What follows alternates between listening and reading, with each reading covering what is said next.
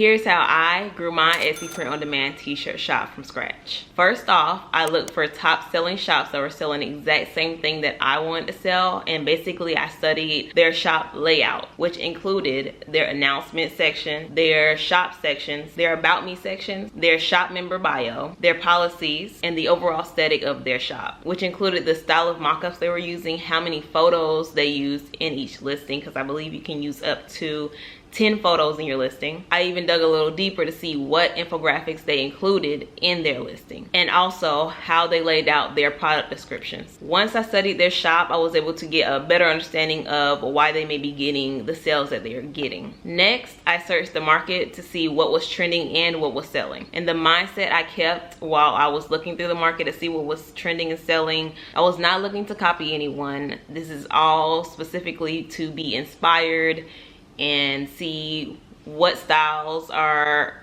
being sold the most, and seeing how I can incorporate that when I'm ready to create my own items. So basically, when I'm searching through the market, I'm looking to see, I'm looking for bestseller tags, but not always bestseller badges. I'm looking for a certain number in the cart, at least 8 people have this in the cart, 10 people have this in the cart. That lets me know that, hey, people are actively putting this in their cart and they are about to buy it, or they found interest in this item. So I need to look deeper into this. After I have digested all of this new information that I've come across, I go ahead and start creating my designs. And I use Canva. I use Canva Pro.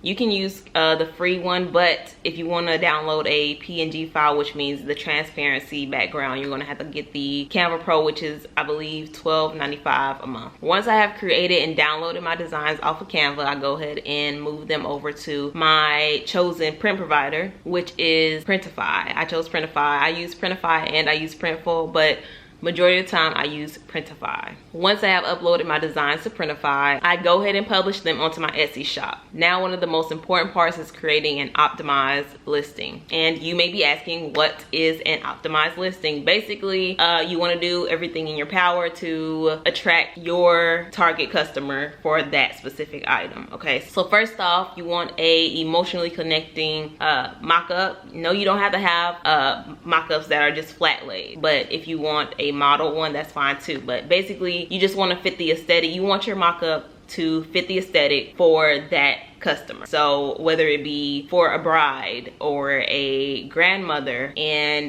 maybe it's for a bachelorette party, you want your listing to attract that customer when they're looking through Etsy search. Once I have got my aesthetically pleasing mock-up, it's time to move on to the title of the listing. My goal for my titles is to make them customer centered. And when I say that, I mean, what is my customer typing in? So for instance, there's mom shirt. Now, there are different moms. There's a boy mom, there's a girl mom, there's a twin mom. All of these moms are typing in different things when they are searching for items for themselves. Keep that in mind when you're typing in your titles in Etsy. And I'll give another example. So a nurse, there are several different nurses. You have the pediatric, and then under the pediatric, there's NICU, there's PICU, there's MICU, there's an emergency nurse, there's a whole lot of different nurses, and all of these nurses are not just going to type in nurse shirt or nurse sweatshirt. They're going to type in whatever applies to them specifically. So you have to find out what they are typing in so that that nurse specifically can find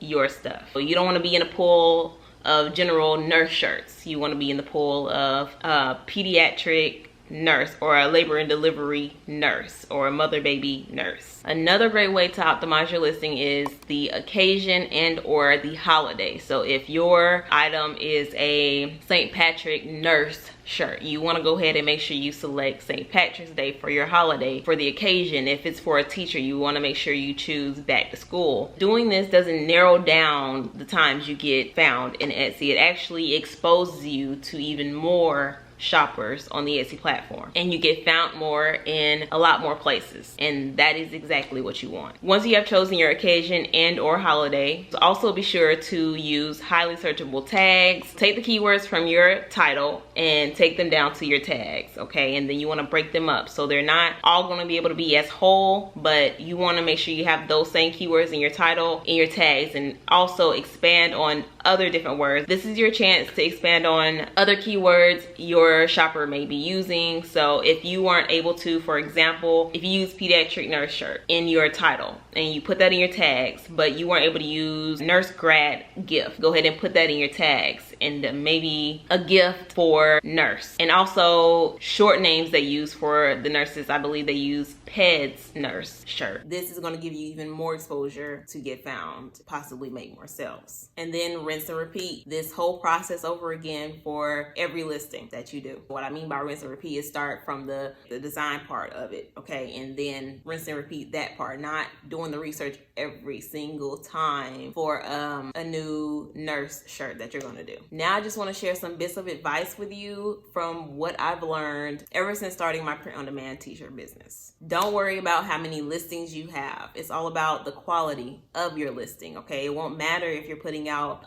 low quality, but you're putting out high volume of listings. If the quality of your listing is bad, then 9 times out of 10, you're not going to get any sales anytime soon. So do your best never to focus on, oh, I have 20 listings, but I don't have any sales. Oh, I have 100 listings. I still don't have any sales. I have views and favorites, but no sales. It's a-okay, okay? I've experienced it and I still experience it to this day. So I hope you heard me. I still experience this, but it's all about the quality of your listing. I tried to do the volume path, but that only made my design, the quality of my designs lack. You don't want that. I'm not saying that every design has to be top tier. It needs to have some type of quality, and when it comes to what's trending and what's on the market, what are people buying. So it's all about just testing. Trust the process, keep going, put your head down, and just continue to crank out designs. As long as you're practicing the right practices, then you're fine, okay? Just keep going until you find something or come across something that people actually want to buy. And once you get that information, then you want to take that information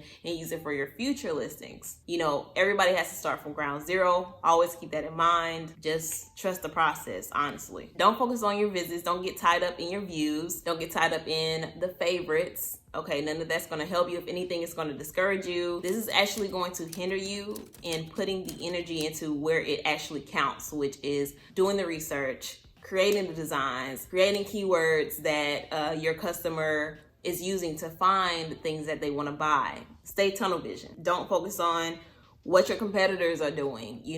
Why are they getting more sales than me? Focus and narrow in on the process, and trust me, the sales will come, okay? You also have to be realistic. When you list something, you have to give the Etsy algorithm enough time to process the information you just put in. It's not necessarily instantly in 24 hours. Yes, that does happen, but that doesn't mean that happens every single day.